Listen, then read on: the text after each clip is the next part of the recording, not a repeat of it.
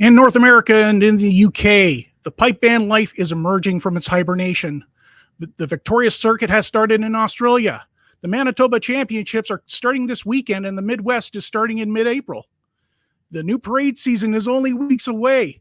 How can you not be stoked with that annual rebirth of the pipe band life?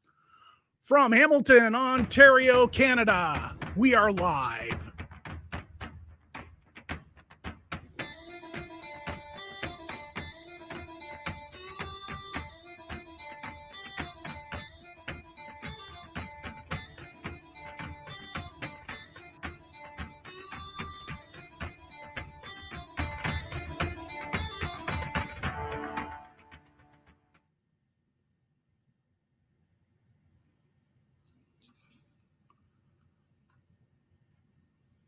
Hi, everyone. I'm Rene Gauthier, and I can say that I'm fully recovered from the St. Patrick's Day Parade in Toronto. My lower back is not screaming at me anymore, and it was a beautiful day yesterday to go on a walk along Lake Ontario. We are less than 3 months away from being on the north shore of that very lake in Cobourg and on the shore of Lake Erie within those same 3 months in Kingsville. So it comes as no surprise that preparations are going full bore and the excitement is increasing as we're a little more than 2 months away from the start of the PBBSO tour here in Ontario. 9 events in 3 months, making this the busiest in North America.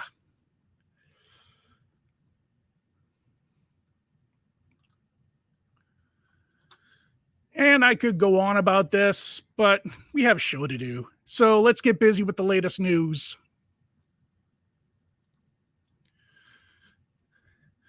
So I admit I got a little carried away with the grade 1 band situation in North America last week. But the one bit of news that got lost in that revelation was that the city of Dunedin and the 78th Highlanders Halifax Citadel pipe bands have announced that they will not be going to Scotland this August. We will need to watch this story as the last grade 1 band to opt out of going to Scotland around here was the Toronto Police in 2018, and that didn't end well for them. In Melbourne, Victoria, Australia, it was the City of Melbourne pipe band that won the day in the grade 3 level yesterday, exchanging first place scores with the Victoria Scottish pipe band. In the medley and in the MSR, but it came down to drumming, giving the City of Melbourne the edge. In the 4A division, Haileybury Pipes and Drums took first place over New Zealand champion Scotch College in both the medley and the MSR. And in the 4B division, Scotch School Albury Pipe Band took first place over Scotch College's 4B ensemble in both the medley and the MSR. We'll go into further detail on the results in Melbourne this week on the next results show.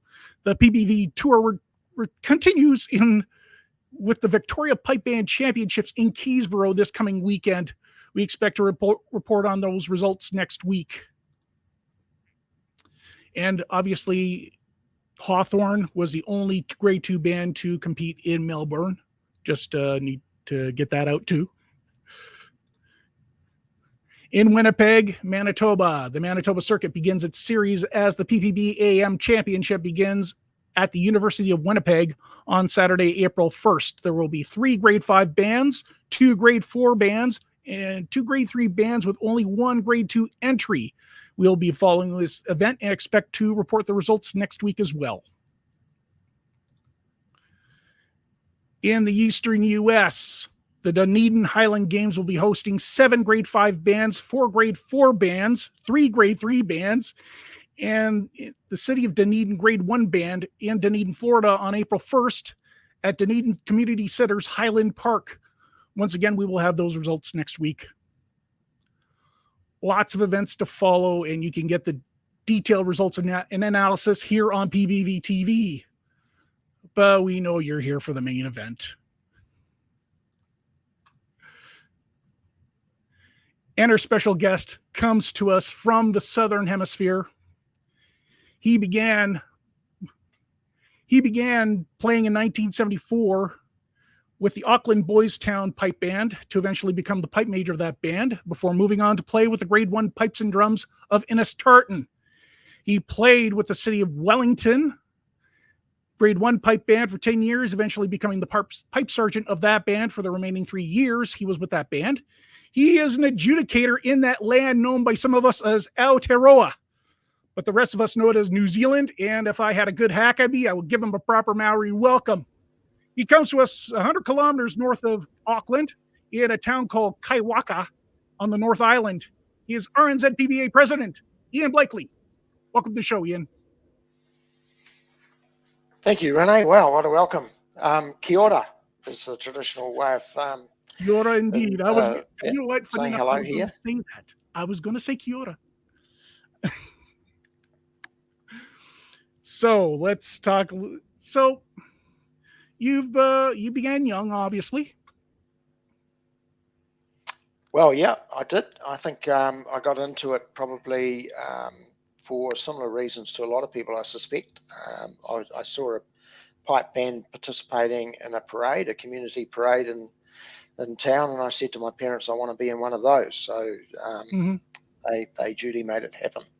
And of course, a few months later, I wanted to give up. And my parents weren't the sort of people who let their kids have a go at something and just give up on a whim. So I had to stick at it. And I did, and I'm glad they kept me motivated. That's good. And how old were you when you started? So I was 10 when I first started learning, and spent back in those days about a year, I think, sort of on the practice chanter and goose before I got anywhere near the big pipe. So it was hard going. Don't consider myself to be musically gifted or anything, so I just had to work hard at it and practice a lot. Mm-hmm. And then at what point did you decide that you wanted to well, you obviously at some point got into Grade 1. So how did you move through the grades through Auckland? Well, the person who taught me was the pipe major of the local police band in Auckland, and so they had a band, and they would parade and take part in a lot of sort of civic activities. So parading was a big part of it, and the Boys Town band was no different. But he also wanted us to compete in contests, and so we started out by competing in a lot of mini band competitions that were held at that time, and then go to the local, the bigger band contests in the lower grades. And John McKenzie, who taught me, was a big proponent of the benefits of solo piping competitions as a way of setting goals for people and improving standards. So very, very early on, he encouraged me to compete in a novice solo piping event. So I did that, and I enjoyed it. I enjoyed the challenge and how it made me feel uncomfortable, and so it put me outside of my comfort zone, and it certainly improved me. So it gave me something to really work for. I guess part of me is a little bit competitive, so I like the idea of having a chance to do the best I could on a stage of some kind. So that got me into the solo scene, and then the band. The band was obviously just competing, and that was something the band did, and I was part of that. And right. Over time, you just progress through the band, and someone comes and taps you on the shoulder and says, you want to try and play in a Grade 1 band, and that was a real honour. And at that point, the Grade 1 band was actually closely involved in the teaching of the Boys Town band as well. So there was a natural progression there, which was good. And so I was sort of playing in both bands for a while. Right. And you pursue your musical career, and I think not everyone wants to play in a Grade 1 band, but I certainly did, and I got a lot out of it, and just went from there. Mm-hmm. And how old were you when you played with your first grade 1 band? Well, I think the way it sort of happened from memory, I mean, we're really sort of testing my memory here, but the way it happened from memory was that I started out by being invited to go on a tour with the band. So in 1980, I think it was, the Innistartan band did a tour to Canada and the United States. And so the main reason for the tour was to participate in the Canadian National Exhibition in Toronto. Okay. Yeah, so obviously, you know, being a teenager, I just couldn't resist that, and it was a great opportunity. And it was a real sort of personal development story for me as well. You know, it's a teenager traveling with a mainly adult band, you know, and seeing my first time overseas, you know, seeing other countries and other parts of the world, and being immersed in pipe band life for I think it was like 3 weeks. It was just an absolute hoot. You know, it was just something that I really thoroughly enjoyed, and it was a great opportunity. So I did that, and you know, playing in Toronto and in front of a stadium. I can't remember how many people it was, but you know, I've never played. I had never played in front of that many people in one go, and indeed the band hadn't. So to do that was just mind blowing. And then we did Yeah, we those went were to indeed the Calgary. days. I mean, Well, it was great, back and we then went to the CNE was huge, especially when they had the Intercontinental Championship. yeah. It would have had I don't know 10,000 people in the stadium every night, and what was it, Wow. I guess 3 performances or something. So it was just amazing.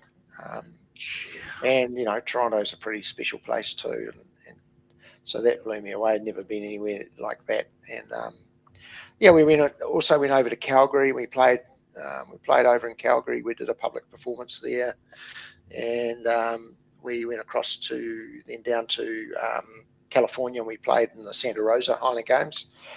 Okay. Competed there, and I did that was my first overseas solo competition, which yeah, didn't exactly do too well, I don't think, but certainly nothing I can remember. So but nevertheless, it was a great experience. We played at Disneyland and other places around LA and San Francisco. So it was a very good So trip for a teenager. And I mean, yeah, those are I'll just, say. you know, they're the sorts of opportunities that young people get in pipe bands, and probably more today than ever. I think, you know, we see bands traveling more than ever. There are more New Zealand bands going up to the Northern Hemisphere every year. There are bands playing in you know, playing in tattoos around the world and doing other performances, and there are also other outlets for pipers and drummers as well. So I think, you know, it's just what I got was a small taste of really one of the great benefits of being in pipe bands, I think, which is the performance and the competing side of things, and travel, meeting people from all over the world, and having the opportunity to you know, do what you love doing in front of an audience. Yeah, That's got to get you stoked. I mean, absolutely, no question. I mean, even I get even I got a thrill. I mean, when I went out there and did my thing uh, in competition, it's something to behold indeed, because you get to see how excited everybody is, and at the same time, I also got a bit of it because I was doing a lot of the drum major competitions. So the difference is you're by yourself and we in a crowd. So anything can happen from that point. You can Yeah, exactly. Yeah, yeah, either you excel or you fall flat on your face. yeah, And yeah. and you know, that's all part of it, right?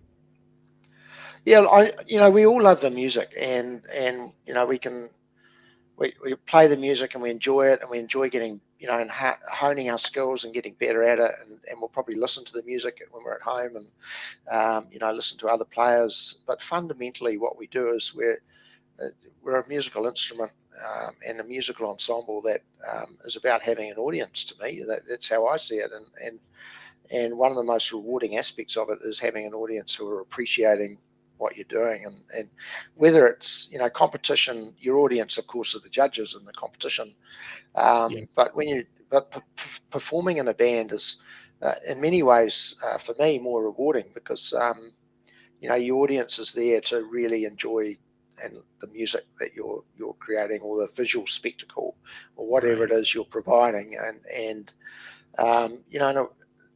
when I reflect on the moments I have had the most satisfaction as a playing member of a band, I mean, one would be the Christmas parades that bands do when you're walking down the street and all you can see are happy, smiley, young faces, looking at you and just delighted to see these people making this wonderful noise as they walk down the street. And sometimes they're tapping their feet, and sometimes they're just laughing and smiling, and that's tremendously rewarding to see that as a performer. I agree with you on that. Can't beat it. Yeah, and at least the crowd loves you no matter what, and they're all excited because at the same time we're part of the reason why they're getting all excited, right? I mean, pipe bands perform a really important part of. They have an important role in their communities, and being part of those celebrations is one aspect, and we also play at solemn occasions. Probably the most significant in New Zealand would be our Anzac Days, which is when we remember Anzac soldiers who have fought for the country and died for the country, and regardless of the war, but we now recognise all our returned and servicemen and those that didn't return every year on Anzac Day, and pipe bands are out all over the country recognising that occasion and providing comfort and for the the local community that they're in. So there's there are the happy occasions and there's the sad occasions, and of course there are pipers and drummers playing at weddings and funerals and birthdays, and we play an important role in people's lives and our communities. The happy and the sad times. Absolutely. Yep. I mean, that's a rare thing for a piper to play a part in, because not many bands, not even marching bands, unless you're part of the Queen's Guards. I mean, you're not necessarily having the whole band playing at a funeral. But if it was a pipe band, it'd be a whole different story, because it's a lot more solemn. And if there's any kind of music that can actually grasp the solemnity, it's the pipes. It's a pipe band that can really grasp it, unlike other forms of bands. Oh, look, you and I love them, so we're going to say that, aren't we? And I'm a realist. I know not everyone does. Not everyone does, but the vast majority of people do like pipe bands. Maybe they're not all as passionate about it as we are, but definitely. I think people who get bitten by the bug really get bitten, and as we have. But I agree. I think bands are great for all sorts of different occasions, and just for performing. More and more bands are just doing concerts nowadays, and focusing, not just focusing on competition, but focusing on putting on full concerts, and they are wonderful things to go to. They're tremendous showcases of what our instruments can do and where we can go, and the boundaries are being pushed all the time. Further and further into innovative areas, and I'm really excited about where our instruments are going. Actually, for sure. Yeah, can't wait to see. Yes. So obviously, you're very well traveled. Just judging by the places you've been to. I mean, you've been to you've basically been in my backyard a while back. So yeah, you well, I did, was pretty young, but yeah, I went up to CN Tower and yeah, spent a bit of time. I can't remember where we stayed, but yeah, look, pipe bands have been a great way to travel. They've been a big source of travel for me, and Scotland a few times, the Edinburgh Tattoo in Scotland, and played in the Edinburgh Tattoo in Sydney as well. Are you a native Kiwi? Yes, I am. Yeah, first generation Kiwi. Both my parents were from the UK. Okay. Yeah, mum was Scottish and dad was English. So that explains how always you had got into piping. Bit of an internal battle in my head. But yeah, they both got me into. They both had a passion for piping as well. But I think I got myself into it. They just facilitated it once I showed the desire. Yeah. So what is traveling like from New Zealand? Because it's gotta be a long trip. I mean, how do you get from, say, from Auckland to Toronto? I mean, what's a trip like that like? Well, there's a direct flight now from Auckland to Vancouver, and then so that's I think it's about 14 or 15 hours. I can't remember. I did it thought once. so. That's a long and then trip. you add whatever Vancouver to Toronto is. Yeah. So I mean, obviously for we've had solo pipers and drummers going up to Scotland on a regular basis for a long time now, and bands as well. And getting a band from New Zealand to Scotland is a massive undertaking. Were they okay? So, to North America so we know as well. It's huge. The cost is enormous.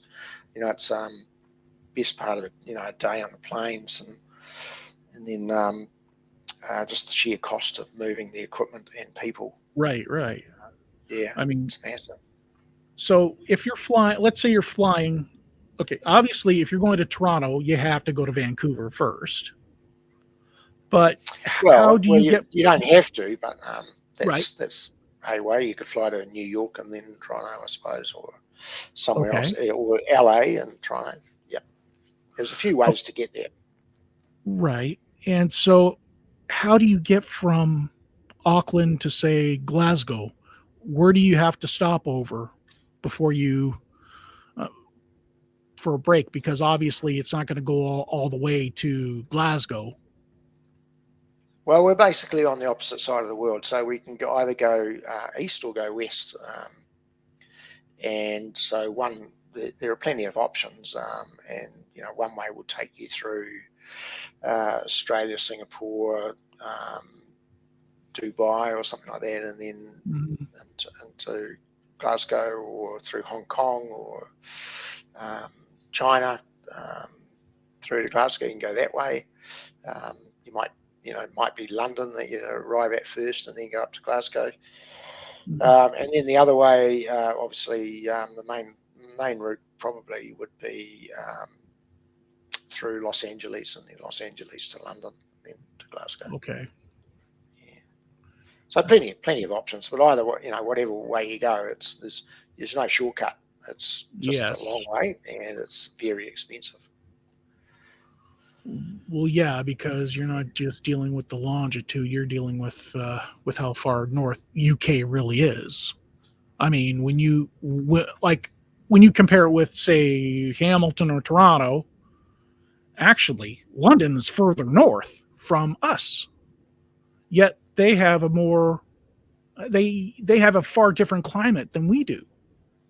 Oh, okay, right, yep.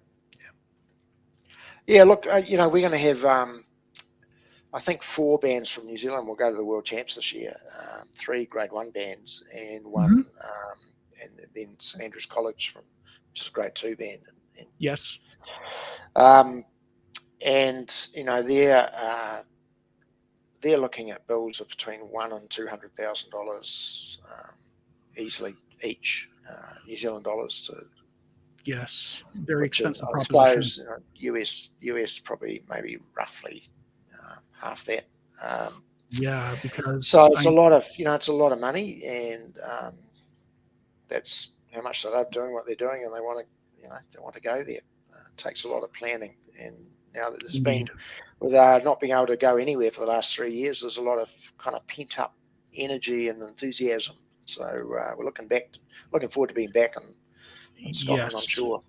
Yes, I've seen a lot of that myself on the competition trail. I mean, it has experienced a resurgence last year.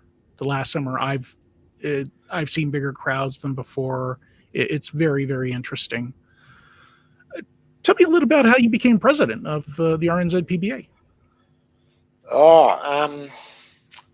So I'd been working overseas and returned to New Zealand with my family, and hadn't really got back into pipe band life. I was just focused on my career and my young kids, and but still going to pipe band events and reconnecting with my old friends and so on, and working out what I was going to do. And it just around about 2003, a mentor friend of mine, two of them who are involved in the association, were looking at developing a succession plan, and they wanted to move on. They were leading the association, and they were looking for someone to step in. And the anecdote is that they invited me to lunch, bought me a beer, and said, "Do you want, how about coming onto the board?" And there's not much to it. There's a couple of meetings a year, and it's just a governance role, and it won't interfere too much in your work life or your family life, but it's really interesting, and you get to give back to the community. And I thought, well, why not? It was a way to be involved in bands. So right. So I said, yes, I'll come on the board. And then once I got on the board, a few months later, somebody announced that, why don't you? There's going to be a vacancy in the presidency because the president wants to stand down. So why don't you take that on? And of course, by that time, I realised that they'd lied to me all along. And there's a lot more involved than just a couple of meetings and a couple of phone calls, So, of course. So how did I get him? Yeah, how did I get involved? Well, I got tricked into it. What the hell did I get myself into? by a couple of really good friends. I think I'm damn glad they did it. I've had nothing but a friend of fun. mine told me a similar story when he became president of the PBBSO. I think it's true of so many volunteers around the country, around the world, right, in all sorts of different spheres. You get caught into something, and when you show a bit of a talent for it, maybe, and a desire to stay, you just keep getting busier and busier and busier. So there's more involved in it than ever now. Well, there's a sense of responsibility that comes into it, because I mean, it's being asked to serve, because somebody has to do the work behind the scenes. Somebody has to do the organization. Somebody has to make sure everything is prepared for the next event. And it takes a lot of work to do that. I mean, I started learning a lot more of what goes on in these events being a drum major. Yeah, I can understand that. The pipe bands and the pipe band community are just full of volunteers, doing all sorts of performing all sorts of different roles. And so I'm just one of them. I'm one of countless number of volunteers, and thousands in New Zealand for sure. And everyone is, there's people putting in every ounce of effort that they have. Right.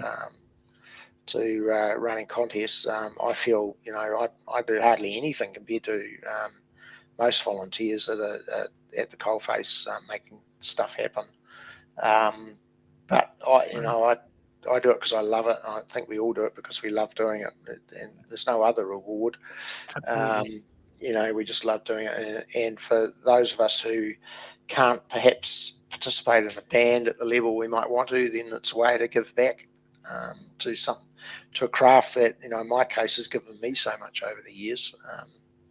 and I want to see it flourish. I want to see piping and drumming do better than it is. I want to see Yep. more and more young people taking it up. And I feel that we've got a great opportunity now to. We've been competing with a lot of mainstream sports and other pastimes for so long for, trying to get the attention of young people. But I think we're starting to get a bit of traction, certainly in this part of the world. I think social media has given us a new way, a new outlet of reaching people, and we're using it smarter. And I think we are seeing a little bit of a resurgence. And young people wanting to learn pipes and drums and be part of this fantastic pastime. Right, and we see all kinds of people out there getting and putting out their work on social media, presenting a lot of their own perspectives, and I think that is terrific. I mean, the more people there are talking about it, the better it gets, and I think that's very important. I think conversation and even getting people out there is so important to do. Well, yeah, I mean, I don't know about you, but I've never met one person who said to me, "I wish I'd never got into pipe bands." Maybe there is someone, like that. You should meet my younger son. Well, he might say, "I wish you had never got into pipe bands." But I mean, honestly, everyone you meet who gets bitten by the bug, they we're all great advocates for it. We should be cheerleaders for Absolutely. what we're Oh, doing, and absolutely. I and mean, in a way, we're the world's best kept secret. That we provide so much. Like the competition framework is, it's a big aspect of it, but it is just one part of what we do. But it's an important part because it provides that team dynamic that's equivalent, very similar to a absolutely. sports team. I mean, my There's son. so much you can learn, and you can develop young people in ways that you can't with, Mhm. perhaps in other musical settings. And then you get, there's the music, but I mean, as the best part of it all is just the relationships you form that stay with you for your whole life.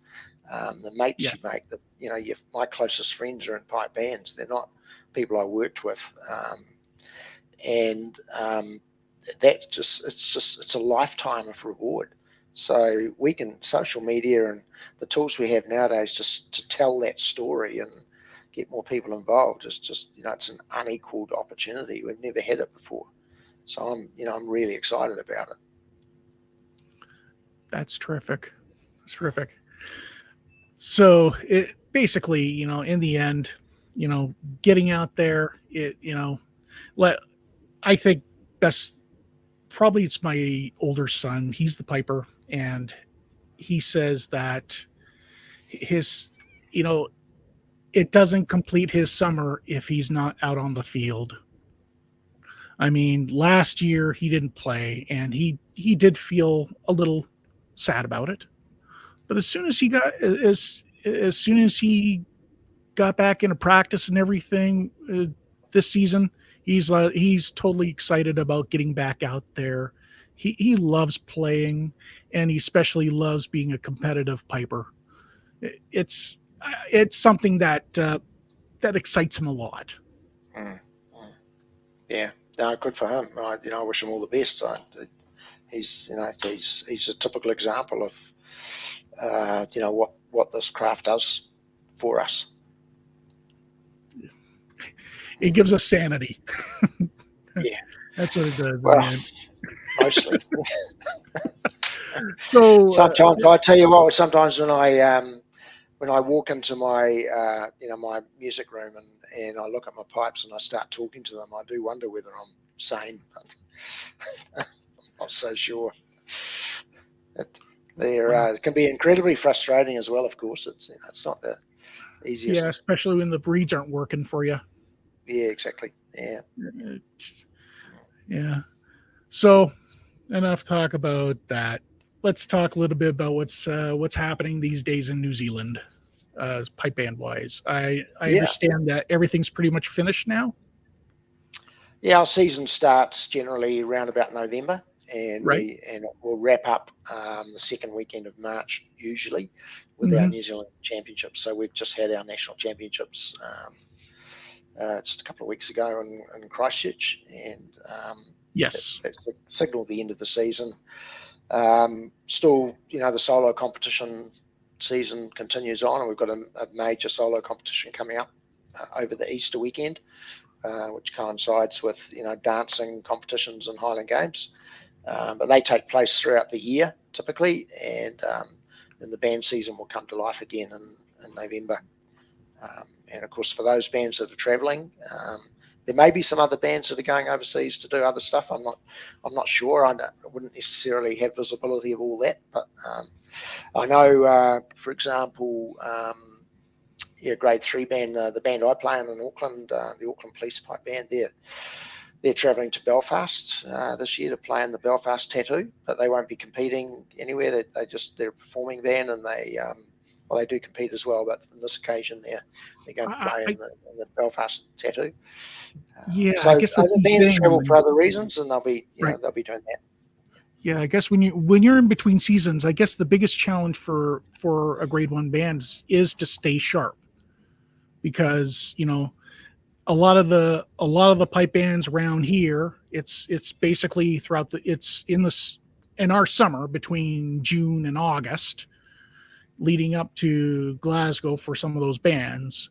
And so they use that opportunity to get themselves sharpened up, where when your season's pretty much ended by the time a lot of everybody else is getting ready. So what does a band do to stay sharp?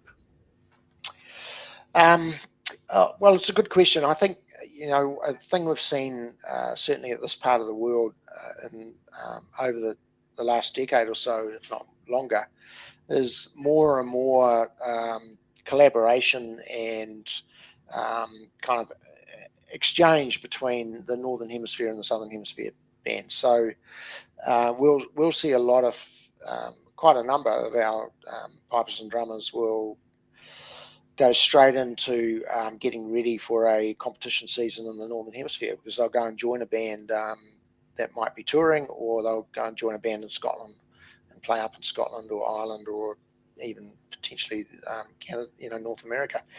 I mean, some of our pipers and drummers have been known to play in Canadian bands, for example. So they'll be getting ready for that experience. That's certainly at that that top level typically. Bands also, we have the bands at parade. They continue to parade. Some bands will do concerts, do their sort of fundraising concerts during the winter, and that's a way to stay sharp and have a goal, and also to raise funds. So that it's another tool that they use. Some just go into hibernation and don't do much at all, and then kick back into gear sort of August, September, and take a break. And those bands that want to do that, they need to do that too. So there's no one way that bands handle that. I think they all just suit whatever their own circumstances and aspirations are. Mm-hmm. How would you describe a Kiwi winter? It's like just a Kiwi summer. Actually, it's we had 4 seasons in one day, and it varies from top to bottom of the country. It's we're geographically we're about the size of the of Great Britain, from north to south, but much more sparsely populated. But we're very spread out. There's some people down south, right at the bottom of the country. The only thing between there's not much between the bottom of the country and Antarctica, really. It's just penguins, really. So it gets pretty cold, and then up the top it's almost subtropical, and it gets pretty hot. So the winter is mostly pretty mild in most parts of the country, but some parts of the country will feel the cold. Yeah. Nothing like nothing like you guys have in North America, of course. We don't get those sort of -20. Yeah, Celsius. we're pretty much done that. Fingers crossed. Sometimes some areas might be sort of -5 Celsius, maybe even a little bit higher. not much. Well, Yeah. Calgary's cold. I know that. Right. Yeah. But in the Great Lakes area, it can be. Sometimes old man winter wants to take one last crack at you.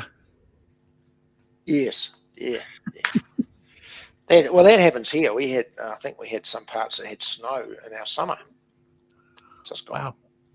So it's look, anyone's guess what the seasons look like nowadays. I live in a rural area here, and we've got plants that think it's spring.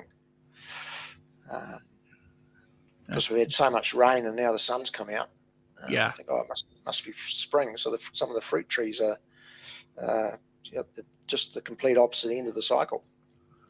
Yeah, we see that now and then up here too, especially with a lot of with the apple and the apple trees, the cherry trees. It tends to happen a lot with these trees. Sometimes it blossoms too early.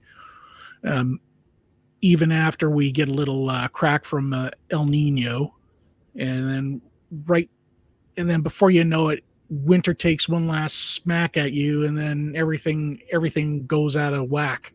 And I know that one orchard, it basically killed off half the apples that they had. And so it sometimes when the climate gets a little crazy, it throws everything off. Yeah. So the pipes pretty much can be played, outside most of the year, really. Yeah. So basically, what you said is you basically got into the RSPBA organization mostly after I guess you basically put a pause on playing the pipes for a bit and focus more on your career. My work career and family took front first priority for a long time. So I went overseas in '93 and didn't really play much at all until for the next 5 to 10 years. Hardly picked my pipes up. And came back, and I did have a go at doing a season with a grade 1 band again, and I didn't get far into the season when I just realized that I just physically wasn't able to do it. It was just too much of a commitment. The level that of commitment required to play at that grade nowadays is I'm just in awe of what those guys do, and have nothing but respect for them. They are truly high performance athletes, and absolutely. Absolutely. It takes an enormous amount of grit and determination and work, to perform at that level. And I just couldn't do it myself so hold them in high regard. So I wanted to find another way to get involved and participate. Yep. So now, but the recent years sort of resurrected a bit of a solo piping. I wouldn't say it's a career, but I've got back into solo piping and going to solo competitions, and I just enjoy I love the community, the fraternity around solo piping. It's very supportive and collaborative, and a great bunch of people, and gives me a chance to try and improve my own playing as well by setting some goals for myself. So I'm enjoying, doing that now that my family's grown up, and my career's not quite as time consuming as it used to be. I can get back into my hobby, which I'm enjoying a lot. Mm-hmm. How would you describe life behind the scenes? You mean in the association? Yes. Yeah. Look, we have the same challenges that all other associations have. We're trying to grow our membership. We're trying to increase the participation rates of people in pipe bands and piping and drumming generally. And we've got some tremendous people in our team here. How would I describe it? The energy level at the moment is something I've never seen before. some of the expertise that's coming in from younger people is just amazing, and leaves me in awe as well. And I just feel like I'm almost in the way most of the time. That I think in New Zealand there's a transition, there's a generational transition happening, and I think it's exciting because I think we need the next generation of ideas, and we need our craft to be taken in directions that certainly, I don't think my generation kind of understands what those directions are, and I think the next generation has got an inkling of it, and they probably don't know themselves, but they're prepared to work it out and have a go, and I think we need to do that. We need to let that happen. I think there's some big change coming. So I feel like we're on the cusp of that, and we're trying to encourage it in New Zealand. But at the same time, respect the traditions that we all hold dear, and the music, the music that we all love, that we want to retain, and we're stewards for that, so we have to look after it and nurture it and make sure it's we leave it in a better state for the next generation. Absolutely. Yeah. And we do that by innovating and adapting as well, not just by preserving. Mm-hmm. So, how would you describe how everything went with the games in Christchurch?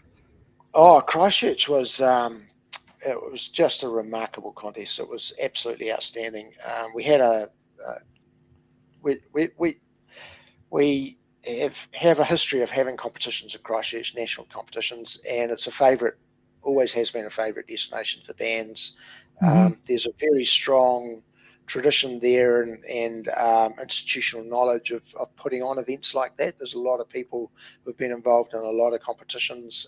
So the local team that put everything together and did all the logistics were just remarkable. And we had a beautiful setting right in the heart of Christchurch. And I don't know if you may not know, and your listeners may not know, but quite a while ago that there was a significant earthquake in Christchurch in 2011, and a number of people were killed, and the city was just devastated, and we haven't been able to have a contest there since. And so this was the first national championship since then. Wow. And so I know the local bands were, they've been building up to it, and they were just delighted to have a contest on their home turf. And they put on an amazing event. It was incredibly successful. There was probably more members of the public there than we've seen at a competition for a long time. It'll be, financially, it'll do well, and I think, a highlight for me too was, quite apart from the quality of the playing, highlight was just the interest that we had from non-pipe band people. So we had media interest and mainstream media interest in it that we've never had before. That they approached us and wanting to cover the competition. So that's amazing, because we find that if we can get on national television or something like that, then somewhere someone in the country will ring up a local pipe band and ask if they can get lessons for their wee child. That sort of publicity is just brilliant. So from that point of view, it was a tremendous success, and I think it's always just an absolute delight to see the growth in the juvenile grade, and the young people playing in that grade, and the quality of music that they're producing. So just highlights all over the place. It was spectacular, and we had good attendance from Australian bands as well. You did. And we love having them out. They're always, they always come out and perform really well in New Zealand, and it's a good tussle over the silverware, and mostly the Australian bands will take something back with them. Well, the ashes it ain't. It's great, it's brilliant, and our bands are looking forward to going over there and bringing some of their silverware back to New Zealand, I'm sure. So that's always a highlight, and we do look forward to the day that we can get maybe some North American bands down. Maybe Auckland in 2024 or Invercargill in 2025. It would be great to have some bands from that part of the world. Maybe we'll see somebody come to Maxville. Who knows? That's North American Championships. Well, I don't know if it's Maxwell, but certainly our national youth band is intending to travel to North America next year and go to the Piping Hot Summer Drama, and I know they're looking at a contest around there. So yes, yeah, it would be good to see some more Kiwi bands up that way for sure. You can't help but be excited about it. You certainly can. Oh no, not at all. Of course you can't. No.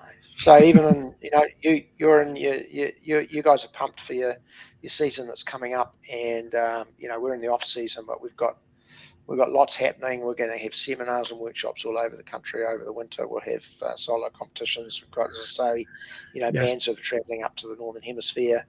There's concerts on. We've got our traditional Anzac services, and our national youth band will be meeting over the off season as well. They gather in different parts of the country, and I think they're going to be playing at our national Anzac service in Wellington in just a couple of weeks, 3 weeks, and so there's plenty going on. Indeed, and you can't help but be excited about that. No.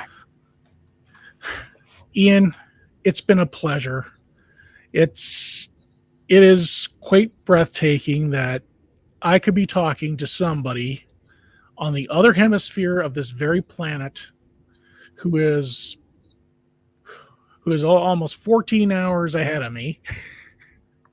It is something to be marveled that I can have you on and talk with me, and I cannot thank you enough for appearing on my show.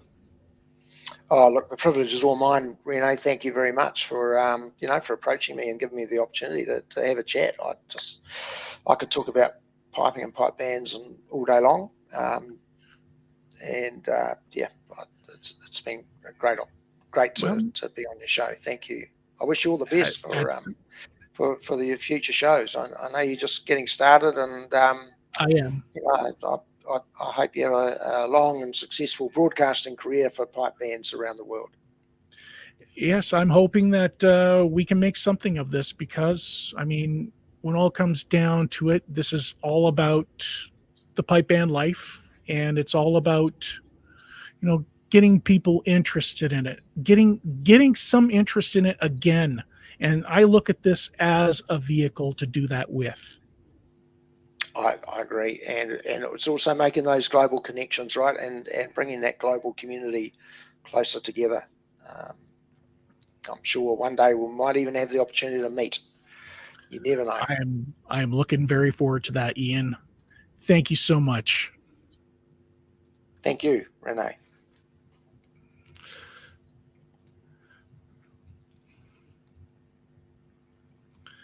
That was Iain Blakeley, the president of the Royal New Zealand Pipe Band Association.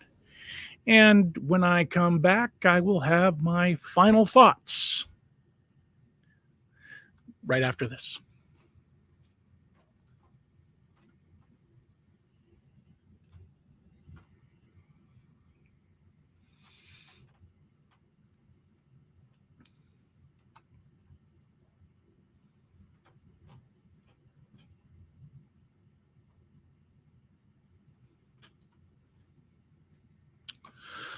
I once again thank Iain Blakeley for appearing on the show. It was very much an honor to have him on and reflect back on his life in the pipe bands, and to talk about being behind the scenes. There's all kinds of ways to live the pipe band life, and that's just one of them. The pipe band life is awakening from a long hibernation. Over the next 3 weekends, competitions will begin. This coming weekend we just had the beginning of the competition season in Victoria, Australia. This weekend, it'll be in Manitoba. And on April 15th, it'll be in the Midwest in St. Louis, Missouri. I can't help but be encouraged by this awakening. I know that over the last few weeks, I've said a lot of doom and gloom and stated concerns about how many grade 1 bands there are in North America, or people might be getting left behind because they can't afford to play. You can't help but be encouraged when everything is starting to wake up. Up here, spring is in the air. Now it be maybe autumn in Australia or New Zealand, but in North America and in the UK, it's spring. And we know that Australia does not truly have a winter like we do in December. So obviously, it's not going to be a big deal for a grade 1 Australian band to go to the Worlds and be ready because they've already played their season. Even New Zealand. The same can be said for New Zealand. It was nice to have a conversation with our RNZPBA President Iain Blakeley, and I hope to have more conversations with him in the near future. Anytime we are talking about pipe band competitions going on all over the world, we're also at the same time appreciating the efforts that these people put in behind the scenes to make these competitions happen. Without these people, there would be no competitions. So as I said a couple weeks back, we should always be thankful for the people who organize any event involving pipe bands because they are the heart and soul of the pipe band life. They are what makes the pipe band life tick. The pipe band life lives and dies through these people. Now we know that no pipe band association is bereft of any controversy of any kind. There's always going to be some controversy. Some such groups have people with their own agendas, but as long as the overall objectives and claims are abided with, there is no reason to be concerned. Like it or not, where there are people are involved, there is going to be some degree of politics thrown into the mix. And all we can hope for is that we can rise above all that and keep our eyes on the prize, which is the promotion and preservation of the pipe band. It's the promotion and preservation of a culture that goes back to its birthplace, its Celtic roots. And we are all the future of the pipe band life. We are all carrying the torch. It reminds me of a poem that I was reciting since I was a child. It's a poem called In Flanders Fields by Lieutenant John McCrae. To you from failing hands we throw the torch. Be yours to hold it high. It's on the walls in the Montreal Canadiens dressing room. It's a profound statement that says we are all responsible for the promotion and preservation of a culture, and it is incumbent on all of us to help make it grow. It's also the declaration that we are the carriers of a legacy, and it is up to us to make things better than they were before. Yes, we are carrying the torch right now, and we are almost ready to pass it on to the next generation. And part of that responsibility is making sure that you leave the place as clean as it was before you took it over. Let's all do our part. Let's help this culture grow. Let's help everybody who aspires to get into this. And it doesn't have to be in a competition. It could be a street band. It could be any kind of pipe band. There are so many ways to live the pipe band life. And it's all about the promoting and preserving of this unique culture. And I know that it was a big responsibility, but it was passed to us as our predecessors had it passed on to them. And it's up to us to make it better than it was before. And if we are up to the challenge, we can find a way to help everyone's pipe band life flourish. For now, we have that torch, and we have a lot of work to do. So let's roll up our sleeves and get to it. If you like this video, don't forget to like and subscribe to this channel. And I will get the results show. I'll get that results show coming out for you this week. In the meantime, just keep your ear to the ground, stay close to any channel updates. And in the meantime, I'm Rene Gauthier. And bye for now.